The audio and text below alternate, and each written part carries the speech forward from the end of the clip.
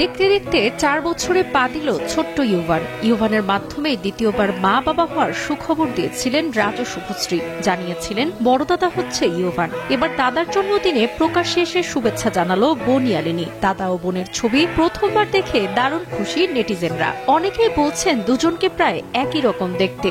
দাদা ইউভানের কোলে ছোট্ট বোন ইয়ালিনী, বোনকে কোলে নিয়ে হাসি মুখে বসে ইউভান। প্রথমবার বোনকে নিয়ে জন্মদিন পালন, তাই এইভাবে এই দিনটিকে বিশেষ করে রাখতে চাইলেন রাজ শুভশ্রী।